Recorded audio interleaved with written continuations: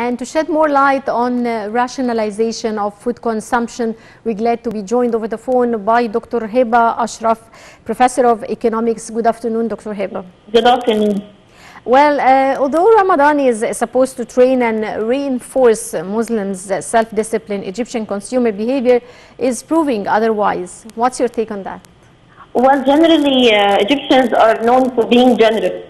So they use this month usually to stress that they are generous, and they invite their relatives and friends for food. Yes. But this has been taken more. We have been focusing on tradition rather than the spiritual, religious rituals that we enjoy in this month. So that's why consumption increased so much in Ramadan. Yes. What's the impact of food consumption habits in Ramadan on the country's economy? On many levels, actually, not only on the economy, but focusing on the economy, it's creating a big stress. You know, the government is being ready before Ramadan for the high demand on food products. They should provide a supply for such big demand. This supply sometimes requires from us imports from outside, which of course will add up stress on foreign exchange. So it's like you are in a time of big stress, although you should enjoy this month more than just being stressed that much to provide or to cover this demand. Well, the key to real crisis resolution lies in consumer education. Now, how to raise the awareness of people toward the importance of rationalizing food consumption?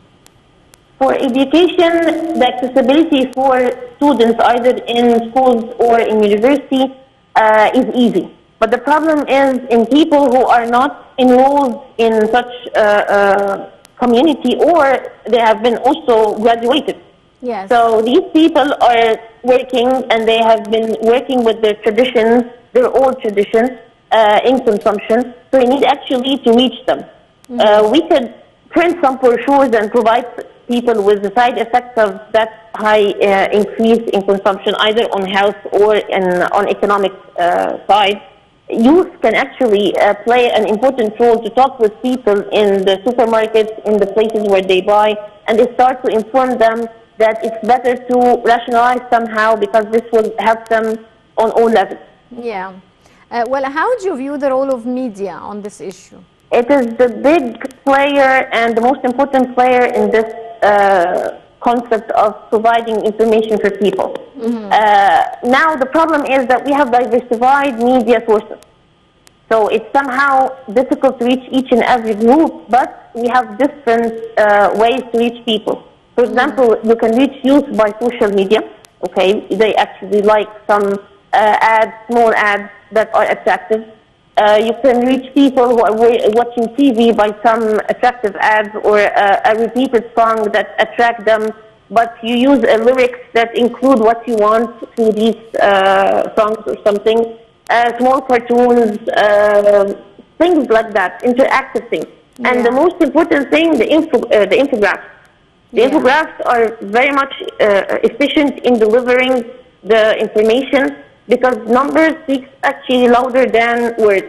So whenever people see the numbers that much clear, they start to rationalize and change their habits gradually. Yeah. Well, how from your point of view should people rationalize consumption during the holy month of Ramadan? First of all, we have to admit that we are consuming more. All of us, we should do this, even myself, I'm telling you this. First of all, to admit this, and second, to write what we actually use, not what we need. Because when you go to the groceries and you start to do shopping by your eyes, it's different than just writing this on a paper. When you write it on a paper, what you actually need, so you stick to this paper, so you buy only what is needed, not what is extra. Okay, this is one thing. Of course, you can focus on your budget. You should put a limit for the consumption for food. And we could use the extra amount that is not consumed on food in something else. Okay? So we should be realistic in our consumption. This would help us much in rationalizing our consumption. Right. Do you believe that the holy month of Ramadan is a chance to have the will to address the predatory consumption situation that we have in this holy month? For sure, because actually by reviving the spirit of Ramadan itself and focusing on the rituals rather than the consumption and the traditional rituals, we are having a very good chance to stress on the rational use. After all, the religion is telling us to be more moderate in our consumption. Yeah. So this is the ideal month to prove this. Yeah. And Well, of course, engaging in charity, this will help in this very much. yeah. Well, how to avoid passing on this habit of consumption to our children? Children are actually our hope in this. These are the future hopes for us to solve the problem of traditions that has been years and years ago. It has to be solved on both levels, either in school or at home. At home, the children mimic what their families do. So we are role models for our children. So we have to rationalize and inform them what we are doing so that they repeat what they have seen later on in their life when they grow up. In the school, we should also stress on this concept so that we connect together and we focus on the same concept at home and at school. Now we are going to save the future children from passing on these habits again, and they should be more rational than us. Yeah. Well, Dr. Heba Ashraf, Professor of Economics, many thanks for joining us in this episode.